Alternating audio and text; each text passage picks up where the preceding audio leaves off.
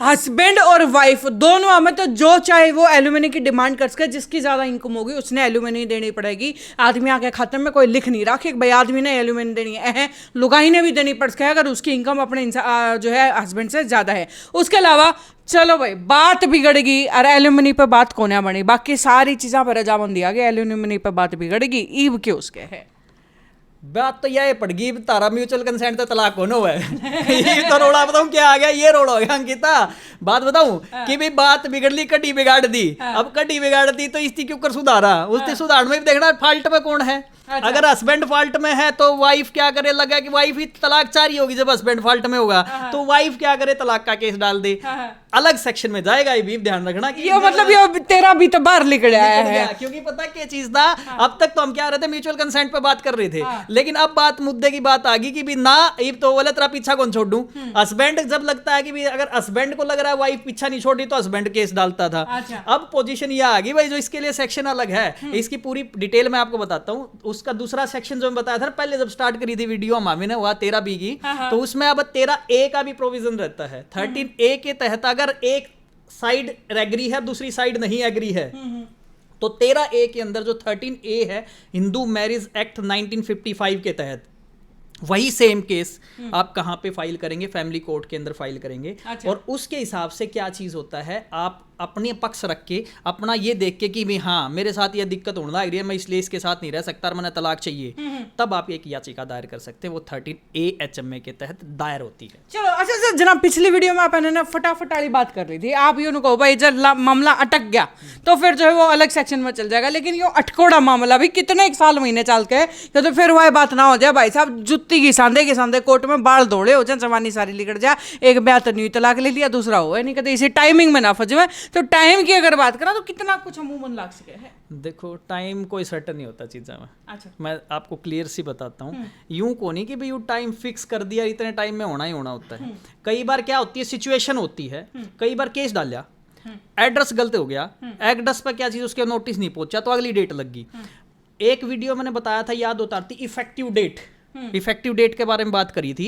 Effective date का मतलब क्या है, जिस स्टेज खातर केस रख दिया जिस डेट पे, उस डेट पे वो काम हो जाए ना, तो या प्रोसीडिंग इतनी बड़ी ना हो कि इतनी रह जाएगी। अच्छा। तो तलाक वो जो 13B वाला सिस्टम है ये भी जल्दी निपट जाएगा। लेकिन क्या चीज हो, इसमें दो पार्टियों हैं, दो पार्टी, एक पार्टी का तो फायदा हो, एक का घाटा हो है। जिसने केस डाल रखा हो तो उन्होंने सोचा कि मेरा जल्दी से जल्दी मिल जाए, जिसके ऊपर डल रहा है वो केस होगा ना भाई तलाक ना मिले, लंबा खींचता रहे। तो वो क्या रहता है कि भी जहां तक टाइमिंग की बात है, जिस बंदे को तलाक देना है वो बंदा तो क्या चाहेगा कि भी मेरे को लेना है तो मैं जल्दी से जल्दी करूं, और जिसको नहीं देना वो लेट करेगा। तो जो टाइमिंग जो इश्यूज है ना वो डिपेंड करता है कि भी किस हिसाब से इफेक्टिव डेट पे इफेक्टिव काम होता है कि नहीं, उसके ऊपर। चलो अच्छा, उसके अलावा अगर इसमें बात करें कि भाई केस अगर डालने लगे कि भाई एक बंदा राजी, मान लो हस्बैंड राजी है वाइफ राजी नहीं है, या फिर वाइफ राजी हस्बैंड राजी नहीं है, कौन सा एक राजी नहीं है, एक केस डालने चालू पड़ा, तो उसकी प्रोसेस के रहने वाली है केस पे, मतलब अलग अलग रहोगी या वही सेम रहोगी? देखो ना, ये पूरा चेंज हो जाएगा।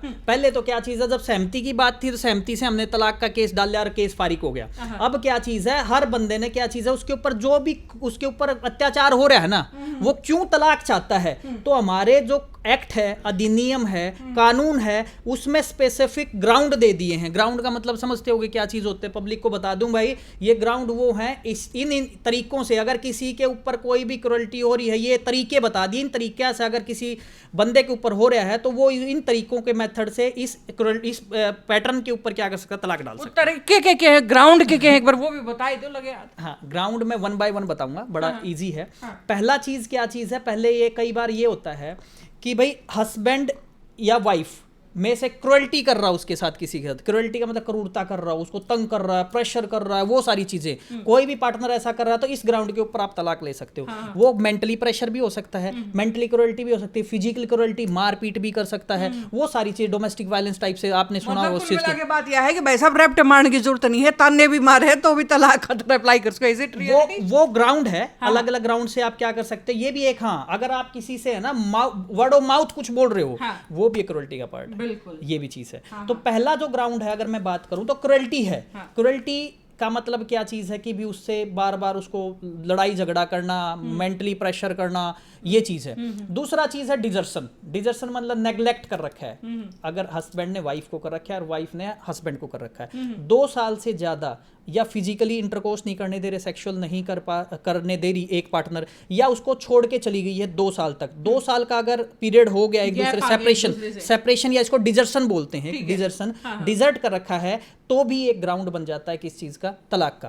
पहला क्रूरल्टी हो गया, डिजर्शन हो गया। तीसरा की चीज है कि भाई कई बार ऐसा होता है कि भाई आप कन्वर्ट हो जाते, हिंदू से दूसरे धर्म में कन्वर्ट हो सकते हो, तो इस ग्राउंड के ऊपर भी क्या चीज है, तलाक लिया जा सकता है। अच्छा। चौथा चीज, कई बार क्या होता है कि भी एक बंदा क्या हुआ कि वो घर छोड़ के चला गया दोनों में से, पार्टनर में से, और 7 साल से मिसिंग है, मिसिंग रिपोर्ट करा दी, 7 साल से दिखाई नहीं दिया। अच्छा। तो भी उसको सिविल डेथ मान ली जाती है, उसको मान लिया जाता है कि मर गया ये तो भाई 7 साल के बाद में, तो वो सिविल डेथ डिक्लेयर करके भी तलाक का ग्राउंड बनाया जा सकता है। अच्छा। पांचवा, उसमें क्या चीज है कि भाई कई बार एक होता है कि भाई हम संन्यास ले जाते हैं लाइफ में, क्या करते, कोई धर्म ज्वाइन कर लिया भाई कि मैं तो बाबा बन गया, सन्यासी हो जाते, दोनों में से कोई पार्टी सन्यासी हो जाती है, तब भी तलाक ले सकते हो। अच्छा। और कई ऐसी बीमारी हो जाए किसी भी पार्टनर का जो आगे उसकी स्प्रेड हो सकती है, कम्युनिकेट हो सकती है, ऐसी बीमारी हो कि भाई अगर दोनों पार्टनर एक दूसरे के साथ रहेंगे तो उसको भी ऐसी बीमारी लगने के चांसेस हैं, तब भी आप तलाक ले सकते हो। तो ये सारे ग्राउंड हैं जिन बेसिस के ऊपर, अगर इसमें चक्की में भी किसी के साथ हो रहा है तो इन ग्राउंड्स के किसी भी पॉइंट को लेके आप क्या कर सकते हो, तलाक का केस डाल सकते हो।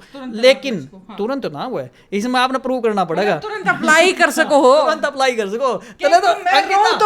तो मैं भी उसे यूथ के बीच में हूं, इंस्टेंट वाली यूथ के बीच में रहूं। तू बता, तू उजाड़ने में खुश है या बसाड़ में खुश है, ये बता। देखो जी, जिसका सुतरी डाल बसदा हो उसका बहुत बढ़िया यार, जिसका आपसे में थप्पड़ रोड़ा हो रहा है, कोई ताने मारे, कोई थप्पड़ मारे, उस तो अच्छा अपना न्यारा रह लो, अपनी जीवन क्यों खराब करे, दूसरे ने भी खुश रहने दो, खुद भी खुश रहो ना। बात तो ठीक है, कई बार मेंटल डिसऑर्डर हो जाता है, तो वो भी एक तलाक का ग्राउंड है। तो अब चीज जो मुद्दे की बात है ना, तो इनको ग्राउंड लेके आप क्या करोगे, याचिका दायर करोगे कोर्ट के अंदर, फैमिली कोर्ट में, और फिर उसको प्रूव भी करना है। डालने तक तलाक कौन होता, कदे तुम ये सोचते हो कि केस डाल दिया, लिख दिया सारा तलाक हो जाएगा। अगर क्रूरल्टी कर रखी है तो उसकी कोई वीडियो रिकॉर्डिंग कर रखी हो या किसी के सामने की हो, अगर मारपीट की है तो उसका कहीं MLR कटाई हो, कभी उसकी वीडियोग्राफी हुई हो, या कोई ऐसा एविडेंस हो जो बंदा ने देखा, हाँ भाई इसने क्या चीज है, इसके साथ मारपीट की है, या दिखता हो बाबा बन गया। तीसरी चीज क्या है, वो चीज में सारे कॉमन चीज यह भी आ रही है, जिस तरह मान के चलो कि भाई एक पार्टनर के दूसरे पार्टनर के लिए जो है एक्स्ट्रा मैरिटल अफेयर चलन लग रहे हैं, इसमें एक पार्टनर जो कहेगा जी मैंने इसके लिए रहना को नहीं, इसका एज तो कितने और है, लेकिन जो बीच में कॉमन है वो यूं कहोगा ना भाई मैं तो इसके गिले भी रहूं और मैं तो उसके गिले भी रहूं, ऐसी सिचुएशन में क्या किया जाए। अब चीज है देखो, ये भी एक तलाक का ग्राउंड है जिसको एडल्ट्री बोलते हैं। एडल्ट्री का मतलब क्या चीज है कि भाई आप अपने पार्टनर को छोड़ के दूसरे पार्टनर के साथ में किसी के बंदे के साथ रह रहे हो, जैसे लिव इन का है ग्राउंड, पीछे लिव इन पे भी हमने एक वीडियो बनाई थी। अगर लिव इन के बेसिस के ऊपर आपके पास किसी भी पार्टनर को पता चलता है कि आपका जो सेकंड पार्टनर है वो लिव इन में किसी के साथ रह रहा है, तो इसी ग्राउंड के ऊपर भी एडल्ट्री में रह रहा है, तो आप क्या कर सकते हो, तलाक ले सकते हो। हाँ, इसमें कोई यूं को नहीं कि भाई आपका मन करे तो भाई हस्बैंड भी रखूं और लिव इन पार्टनर भी रखूं, नहीं, ये हमारे को कानून इजाजत नहीं देता। तो सिर्फ इस बेस के ऊपर वो क्या कर सकता है, तलाक का केस फाइल कर सकता है एडल्ट्री बेस। चलो ये तो है भाई एक साइड, दूसरी साइड एक न्यू भी हो कि भाई साहब आपने जो है अपने पार्टनर से तलाक लेना है, लेकिन पार्टनर के मन में यह रखी है कि भाई इसका तो पिंडा में छोड़ू नहीं, लेकिन फिर भी तलाक हो गया, तलाक आप आपका जो है सेटिस्फेक्शन नहीं है कि भाई तलाक हो तो गया लेकिन गलत होया, मैं तो जो है इस तलाक से सेटिस्फाई कती नहीं हूं, उस सिचुएशन में क्या किया जा उसके बाद फिर उड़ गई। देखो क्या होता है, जब हम केस फाइल करते हैं, जैसे फैमिली कोर्ट में हमने केस फाइल किया, हाँ। एक पार्टी जीतेगी एक हारेगी, किसी को मिलेगा किसी को नहीं मिलेगा, कई बार किसी को मिल जाता है किसी को नहीं मिलता। अगर किसी को तलाक मिल गया, हाँ। तो अगर दूसरी पार्टी डिससेटिस्फाई है उस चीज से तो उसकी अपील फाइल कर सकते हैं ऑनरेबल हाई कोर्ट के अंदर। अच्छा। उसका टाइम पीरियड है, उसके हिसाब से आप क्या कर सकते हो, अपील फाइल करेंगे जैसे, और अपील के साथ साथ अगर लगता है कि भी हाँ नीचे जो लोअर कोर्ट है उसने कई चीजें फैक्ट्स को कंसीडर नहीं किया है, उन कंसीडर करा के उस केस का जो नीचे ऑर्डर हुआ है, डिक्री हुई है, हाँ। तलाक की, उसको सेट असाइड करा सकते हो, उसको रद्द करा सकते हो।